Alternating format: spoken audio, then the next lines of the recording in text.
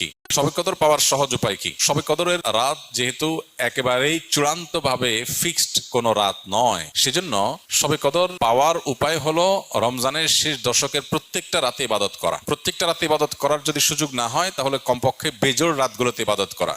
নবী সাল্লাল্লাহু আলাইহি ওয়াসাল্লাম বলেছেন, তাহাররাউ লাইলাতুল কদরি ফিল বিত্রি মিনাল আশরিল আওয়াখিরি মিন রমাদান। রমজানের শেষ দশকের বেজোড় রাতগুলোতে তোমরা কদর তালাশ করবে। তার মানে এর মধ্যে যে কোনোটা হতে পারে। আল্লাহ তাআলা বিষয়টাকে উজ্জ্বল রেখেছেন কেন? হাফেজ ইবনে হাজার আসকালানী রাহমাতুল্লাহ আলাইহি বিশ্ববিখ্যাত হাদিস ব্যাখ্যাতা, হাদিস বেত্তা, তিনি সহিহ বুখারীর বিখ্যাত ব্যাখ্যা গ্রন্থ ফাতুল বারীতে লিখেছেন যে আল্লাহ রাব্বুল আলামিন লাইলাতুল কদর নির্দিষ্ট একটা রাতকে ফিক্সড করে না দিয়ে, এই যে শেষ দশক আবার বেজোড় রাতগুলোর মধ্যে সম্ভাবনা বেশি, এটা করেছেন যাতে করে আমরা বেশ কয়েকটা রাত ধরে ইবাদত করতে পারি।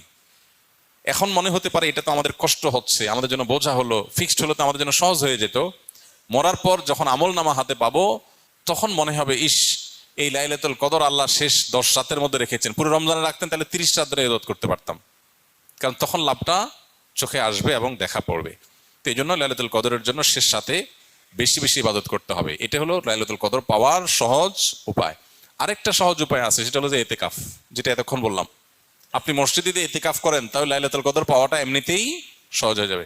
এমনকি ইতিকাফকারী ব্যক্তি, যদিও শেষ দশকে নবী সাল্লাল্লাহু আলাইহি ওয়াসাল্লাম রাত জেগে থাকতেন, যদি কোনো কারণে তিনি ঘুমিয়েছিলেন, তারপরে ইতিকাফ করার ব্যক্তি ঘুমাইলেও সেটা ইবাদতের মধ্যে।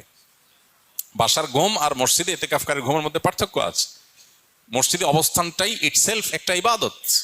অতএব আপনি যদি চান যে আমার লাইলাতুল কদর মিস না হোক, তাহলে তার জন্য সবচেয়ে মোক্ষম সুযোগ এবং সবচেয়ে সহজ উপায় হলো ইতিকাফ করা। ইতিকাফ অত্যন্ত প্রেমময় একটি ইবাদত, যেটা খুব ভেতর থেকে ফিল করা যায়। আল্লাহর সাথে একান্তে কথা বলা যায়, অনুভব হবে যে আমি আল্লাহর ঘরে আছি, আল্লাহর ঘরে হাজির হয়ে গেছি।